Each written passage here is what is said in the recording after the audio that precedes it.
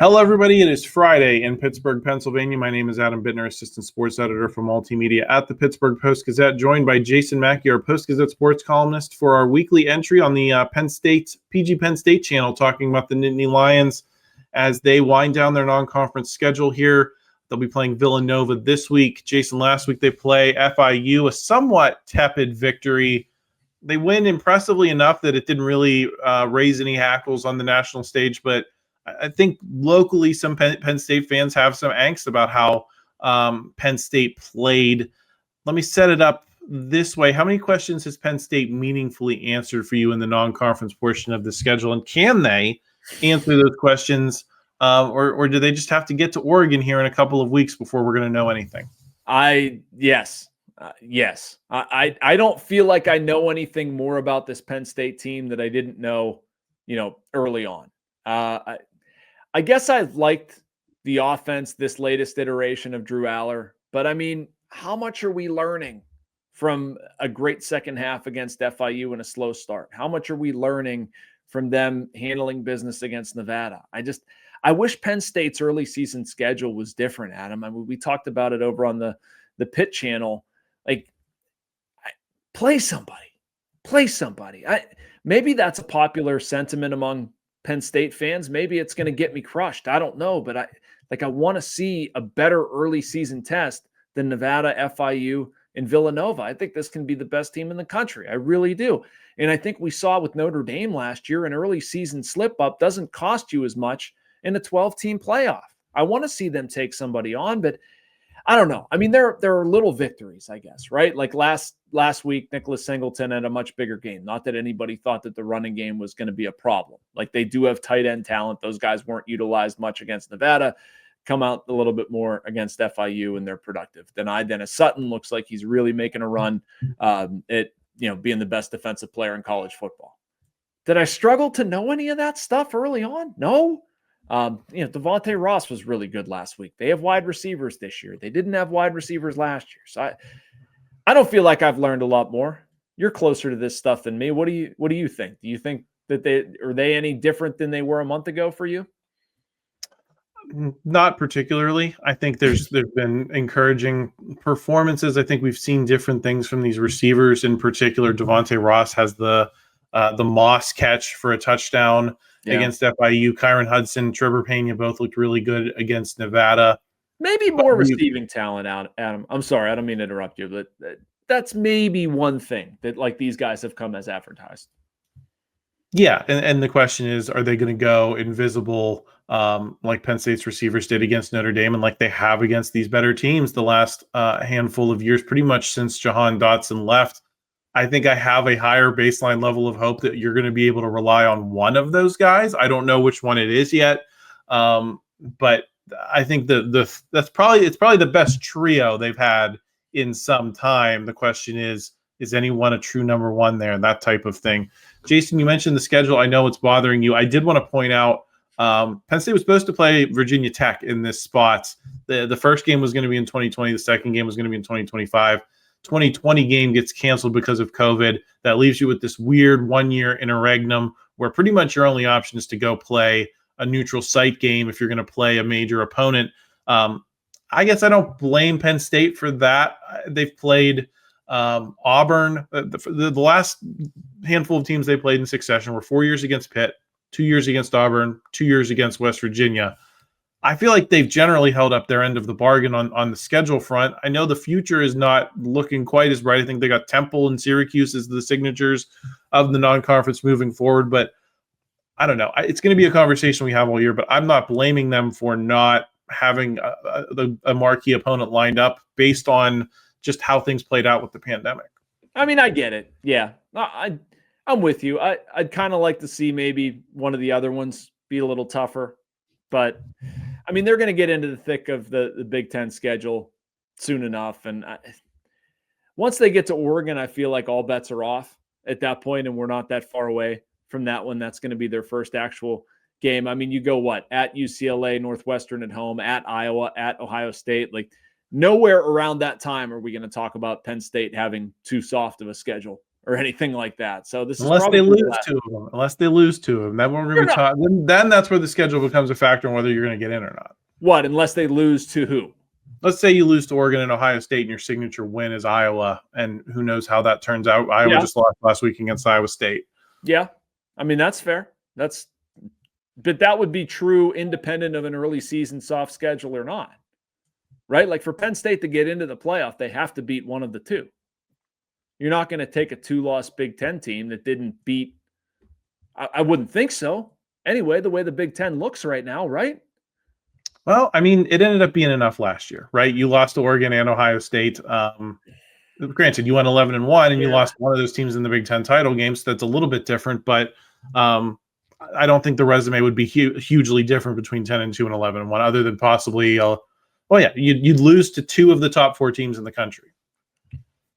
Yeah, I'm thinking through this too. That was just something that just kind of popped into my head, and that would include a win over Indiana. That would include a win over Iowa. Yeah, I mean, I guess they could get in there. Just some things fell their way. I mean, part of it is what Ohio State's lost to Michigan last year, impacted their seeding as well. I mean, it wasn't can't really count on that happening. I wouldn't. True. Jason, we'll talk a little bit about Drew Allar. Where do you rank him among the draftable QBs right now?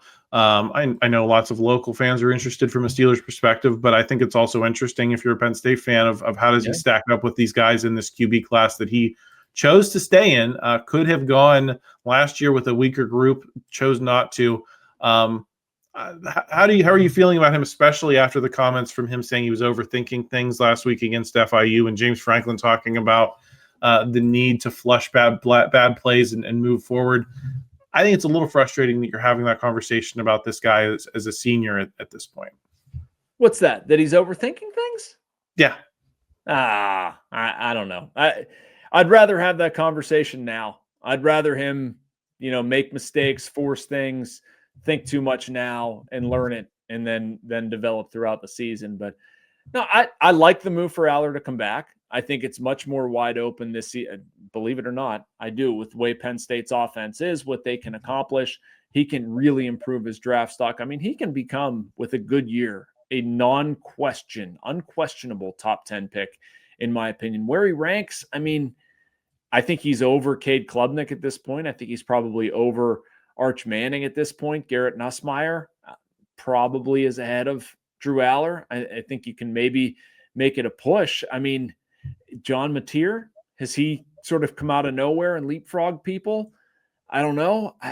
Lenora Sellers is up there for me. I mean, that's somebody who just lines up with the Steelers' playing style and where they might pick a little bit more than Drew Allar. But I'm trying to think of people that I would genuinely put ahead of Drew at this point. And I know it sounds crazy. I mean, you're going to put Drew Allar as the number 1 quarterback in the country, or the top overall drafted quarterback. I don't think we're there yet, but I think we could be there at the end of this thing. I do. I think it's at least a possibility. Well, especially if Arch Manning does not come out. And I think that's still an open... Or if Arch Manning isn't good. Right. Or if Arch Manning is in the position where Drew Allar was a year ago, and that he would benefit from coming back for another year. And certainly Texas has the NIL capability.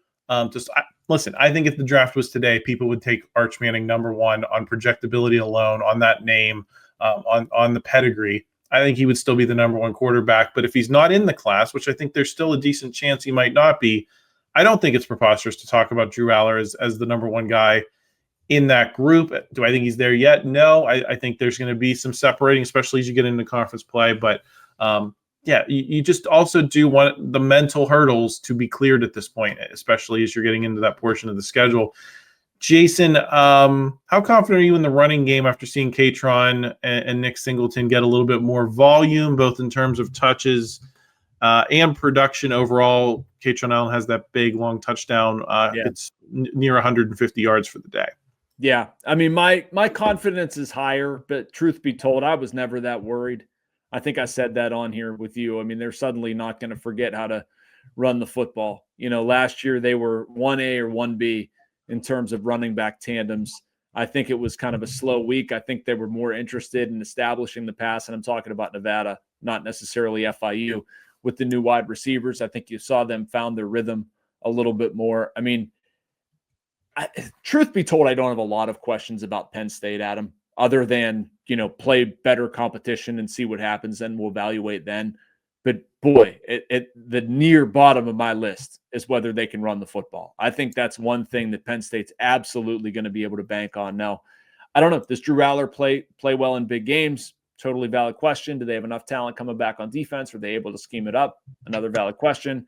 But I was very impressed with the running game against FIU. I thought that's more how it should look. Direct, sharing the ball, utilizing both of those guys. Jason, what are your feelings about how this national championship race is playing out? Our friends at FanDuel have 5 teams between 6-1 and 8-1.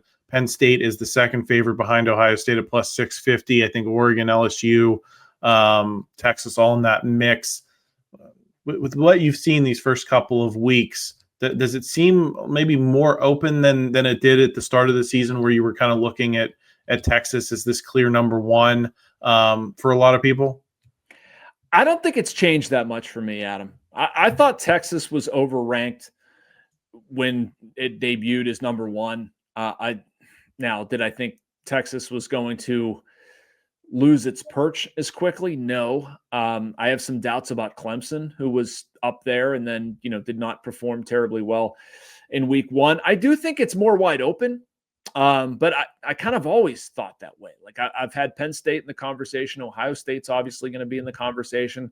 I think LSU's right there. You can make a case for LSU to be the number one team in the country at this point. I don't know if Miami gets there. I don't believe in the ACC and Miami as much. But I'm not also, take that conversation another way. I don't think Penn State is that far off from any of these teams. I just think Penn State has been dinged because it hasn't played anybody early on. If Penn State takes down Oregon in 2 weeks, or less than 2 weeks, 9 days, something like that. I can't do math. Math's hard. More than that, I think we'll have a different discussion. Yeah, and Oregon looked great. Oregon's looked a lot better, I think, than Texas has. So it makes you wonder if Penn State is able to beat Oregon at home. Does it then have the argument it needs against Ohio State to be the number one team in the country? I think that's going to be an interesting debate if Penn State can get that win. But we're still a long way from that. So make sure you subscribe to the channel. A lot more Penn State talk coming your way from myself, from Jason, from Isaiah Maldonado, who works on the Nittany Lions for us as well. So subscribe to the channel. Please like this video if you enjoyed it. Help us out in the YouTube algorithm. And we will talk to you again next week. Thank you for checking out this content from Post-Gazette Sports. If you watch this video on YouTube, please like the video and subscribe to our channel. For all of the sports coverage the Post-Gazette has to offer, visit post-gazette.com.